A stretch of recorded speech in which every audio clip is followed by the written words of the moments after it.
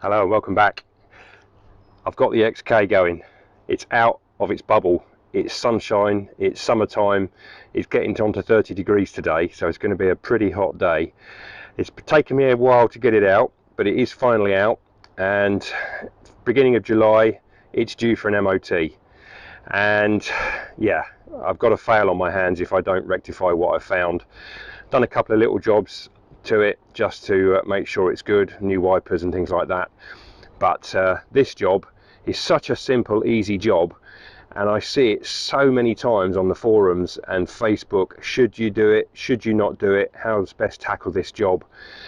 It's particular one I'm going to do today is specifically, it is easy, this one, because it's easy to get at. Some of these can be a bit tricky, but they're not that difficult. Sometimes they can pose a bit of a problem, and I'll explain as I go along, but fundamentally I think that this is a big scam when you're looking at the garages doing this job, because they refuse to do what I'm going to do. They would rather replace the whole part, and you really do not need to do that unless this part is worn out. That's the main thing, you've got to remember that bit. But the bit I'm going to do is so simple it's untrue. So let's have a look at it and I'll explain what I'm going to try and do. Okay, now you can see right in front of you there we have got some rubber boots that are a little bit perished, shall we say. They are busted and broken, top and bottom. Now this is on the back of the XK. There's the back end of it, that's the rear wheel, and this particular rod here, this is your stabilizing arm for your toe in toe out on the rear wheels on the Jag. And it's the same on the XF and it's the same on the XJ. You've got this rod, which is an adjustable rod, goes all the way up to the top there, the back of the subframe. There's one on each side, and it fixes to this yoke on the back of the wheel hub, and that keeps your wheels straight basically, and you can do four-wheel alignment with this rod as an adjuster there. That's what it's for. Okay, now this rod, depending on where you buy it from, anything from £40 to £80, and that is the complete rod with the joint, obviously the boots, the adjuster, and if you can see right up in there, I don't know if you can actually see it, we have got another rubber boot, because there's a ball joint in there where my finger is, and on the other side of it, it goes through a bracket and there's a nut on the other side. And those joints, those rubber boots goes around those joints, they are prone to failure, and they are prone to failure prematurely in my opinion, because even on the steering on the front, on the track rods, they fail before the joint is worn out, because the joint is usually pretty good quality. But unfortunately this stuff that they make, these rubber boots, well, they're not actually rubber, they haven't been rubber for donkey's years, but nonetheless, whatever this stuff is that they make them out of, this flexible plastic stroke neoprene type stuff, it fails, and it fails prematurely. And when it does this, it's an MOT fail, absolutely slam dunk. You're not going to get away with it because it is a specific thing. It came in, I don't know, 10, maybe 12, 15 years ago, whatever. Any rubber boot that's got any kind of split in it, it's going to allow dirt and then muck and grit to get into that joint, it's a fail on the MOT and you've got to change them. Why is it a scam? I think it's a scam because garages generally tend not to want to change the boots, because they would rather spend your money replacing the part that you don't need. Unless, of course, and remember this, that joint has got to be in good condition, as is that joint, as any joint that you're going to be changing the boot on, it's got to be in good nick. It can't be worn, it can't have any play in it, otherwise that is also a fail. But generally, as I say, they wear prematurely, the joint is in perfectly good nick, and you do not need to spend 40 odd to 80 odd quid on a rod. But you don't have to spend that, because these things, you can get them aftermarket, and you can buy kits of them. And I bought a kit, and I've had a kit for about 3 or 4 years, and I've used quite a few of them on various things, on the Mazda, on my XF. I've done it quite a few times, and the kit costs about 20 quid, and you'll probably use maybe 2, maybe 3 boots, perhaps, maybe more, depending. They come in different sizes. You get the ones you need, and basically just nip that off, take those old boots off, fill them with grease, put them on, and the job is done. It's as simple as that. Not only do they want to change the rod for you, because we can't possibly change the boot, sir. You need a new rod. You've got to have a new rod. How much is the rod? 80 quid? Yeah, okay, I'll have a new rod. Well, of course, you'll have to have the tracking done, sir, as well, because once you put a new rod on, your tracking is going to be out. Because a new rod, it's not going to be exactly the same as the old one. It's not going to be in the same place, obviously. It's just going to be reassembled loosely in the factory, and the rod has got to be then tracked and set up for the car. And how much does that cost? Oh, that costs about 75 to 80 pounds, sir, because we've got a special laser tracking machine in our system, and you'll get perfect tracking. And that is also a scam, by the way. And yeah, you've got to be very careful these days. Do I sound cynical? You bet I'm cynical. Yeah, I went to a very trusted, or I used to trust them, I should say, tyre garage. And I went there for quite a few years, and I always got good service, and they always did a good job. And then one day they did a very bad job, and I was very, very unhappy. So and it was all to do with tracking, and they basically tracked the whole car, and it was actually a million times worse when they'd finished, and it turned out that all of the wishbone bushes on the back of the car were completely shot. And that is another story, and that was on my XF. But nonetheless, you're going to spend 40 to 80 pounds on a rod. You're going to spend the garage labour to get them off, and you are going to spend 70 to 80 pounds on tracking to get it all back to where it should be. So you're looking probably at a 250 quid job, maybe, for the sake of 2 rubber boots, possibly 3 if the one at the back has failed. I don't think so. I think I'll do that myself. Thanks very much. Let's show you how. Now this one on this side at the back here. Now this steer rod is particularly easy, I will admit. Okay, so I'm not making any, I'm not saying do it because it's such an easy job, because these can be tricky. If they're on the track rod on the front on the steering, then you've probably got a ball joint to split, so you do need some special tools, although there is a knack to split ball joints with a hammer if you know what you're doing there. But yeah, as long as you can get the ball joint off and the joint apart, then there's nothing to stop you from doing this at all. It's 14 mil on the bottom, it's a 13 mil on the top, and basically it's just a bolt on the back here.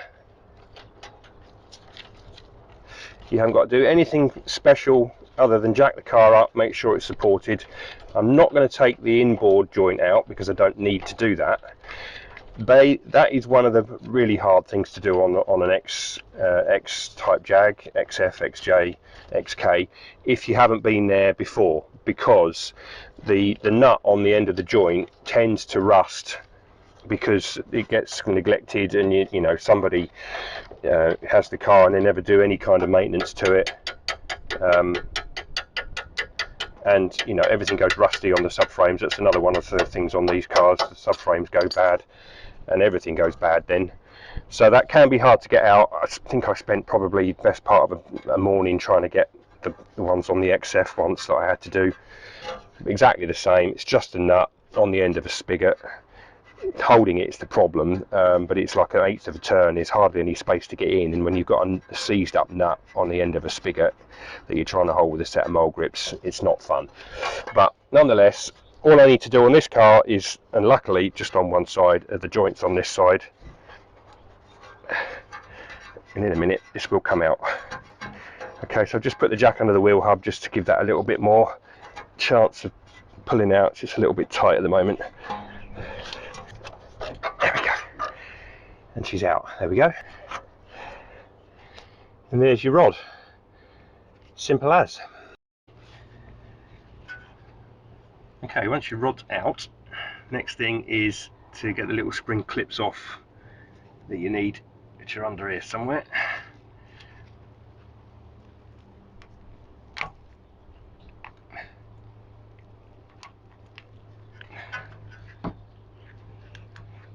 There's one, and then we've got one at the bottom. Good idea to find the end of it if you can. Sometimes these are like doubled up, like a key ring type thing, if you know what I'm saying, like a spring. try not to destroy these, because sometimes the ones that come in the kit don't fit quite as well as the original springs. So try not to bend these too badly, because you might need to reuse them if they're not rotten or rusty. But if they're rotten or rusty, then everything else is going to be rotten and rusty, so you probably wouldn't be doing this job. You'd be replacing the whole thing, as I've explained. But generally you can get them out. There you go, there's the other spring clip there. So it's two, top and bottom of the joint, sorry, of the boot itself. And then it's just a case of dig the boot out, and there's the old boot, and here's your joint, full of grease still, which is nice and clean, so which is also good news.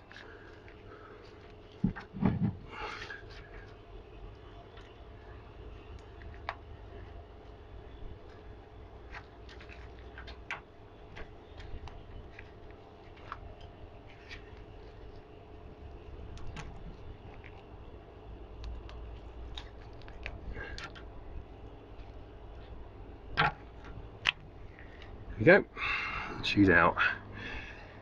Get some of that grease off as well. There we go. Now you can see the grooves on the actual joint, on the actual body I should say, of the joint there. That's where the bottom of the boot locates with the spring clip, and then you've got like a tapered groove here. That is where the top spring clip fits. And it's just a case of finding the right size that we need and getting them fitted, fill them with grease and put them on. Right, here's my kit of boots. This is a kit which cost about £21, including delivery. So, you know, they cost pennies to make. Quality of the material, it's been fine. I've used these before. I don't have a problem with it. It's such a simple, easy job. I can do these in my sleep almost. You know, I mean, for the amount of time it takes to do the job, most of the time, as long as you're not scrabbling around trying to get a joint apart, this is such a simple, easy thing. You may just as well spend a few pennies and buy some of these boots rather than spend 250 quid on a rod, because then there's no guarantee that that rubber boot doesn't get pierced or damaged by anything else while it's driving along, when you've got to do it all again. So, you know, they're good enough quality is what I'm trying to say. £20, £21, including delivery, off eBay, readily available. Go for it. It just makes so much sense in my view.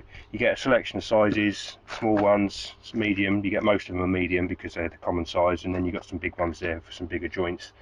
It's not true for every joint, I know that, but for majority of what you need, it's perfectly simple. So this is the size we need, so let's get them on. Right, I filled my boot with some grease, and it is literally a case of slip it over the joint, top and bottom, get it in its little taper. You might have to squash it down to get the grease just to bed in, otherwise there's a fairly good chance that it will try and pop out again, so that does take a little bit of doing. Just get rid of some of that grease, because it will just end up, I know where it'll end up trying to pop out, and then you'll see that it's trying, you know, they're not a perfect fit, if I'm saying what I'm saying, but they are good enough for what you need. So you're probably going to need the original spring clip for the top, as long as you haven't damaged it, because they do take a bit of getting on. They're quite strong, but of course they need to be, because you don't want them coming off, and it is a bit fiddly, but over a bit of time and a bit of effort you will get there.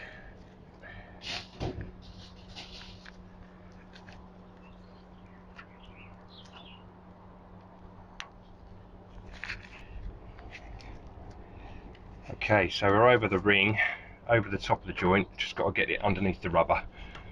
I call it rubber, it's not rubber. It hasn't been rubber for donkey's years, because you probably know that grease attacks rubber, and if you don't, you need to, because you don't want to be putting grease on rubber, because it will just perish it over time. And that's it, it's on. Yeah, so underneath there you've got a groove, and that's where the bottom ring's got to sit. So these are easier to do because they're a lot thinner spring, and they're much easier to manipulate. But when you put them on, you've got to make sure that you get it in that groove, otherwise it won't hold boot properly at the bottom. And you do need a little screwdriver for this, and don't go too mad because you might poke your screwdriver through the boot, and you won't want to do that because you've got to put another boot on then otherwise. And check all around. It should, if you can see there on the end of my screwdriver, there's the rubber underneath the boot itself, and the ring is actually in the groove, and that boot is now well and truly on that joint. The optional alternative way is to do it the other way around. So put the boot on the bottom, because if you do it the way I did it the first time and you put the top, as in the top of the boot, on the joint, it squashes this down so it's harder to see. So you can opt to do it this way. It really depends on what you're doing, which boot you're doing, because sometimes they're quite tight to get on, and because they're greasy they're slipping on and slipping off, and it becomes a little bit frustrating if you're not too careful. So the more space you give yourself, the better off you'll be. So alternative method 2, put the bottom one on first rather than the top, as in the bottom ring I'm saying, not the bottom boot necessarily. Just in this case we have 2, top and bottom. I'm talking about the rings. So that's now on. That was much easier to do. And then if you push that on there like that, that will push the grease into the joint. There you go. See, because it's so greasy now, it just pops off. There we go. Now this is going to be quite tricky because it's upside down. So I'll turn the camera off so don't swear. There we go. That took a little bit of doing, that bottom one, because it's harder to see and it's difficult to get on. But yep, if you've got some expanding pliers, that will go on. Screwdriver, just be careful you don't pierce the boot with the end of the screwdriver if it's too sharp. But yeah, springs top and bottom, clips top and bottom, boots top and bottom. Basically just a case of putting it back in the yoke up here. And that is just a bolt.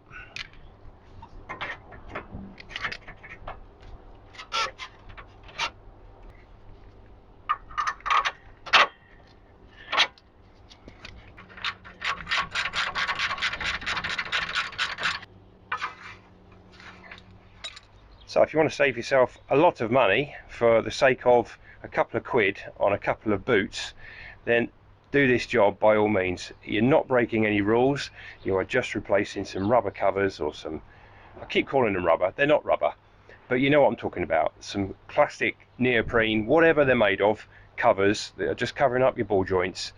They split, they need replacing, otherwise it's an MOT fail, and if you leave them, of course, all the dirt and water and muck and grit get in them, and then you fail the joint, and you have to have a new joint. So it's worth doing in my view, and it's a very easy job, and I hope that you've learned something. And please like and subscribe the channel. We've got lots of stuff. There's a playlist on this car, there's a playlist on the XF, there's a playlist on a Capri, on a Mazda, Land Rovers, tractors, we've got all sorts. Be great to have you along.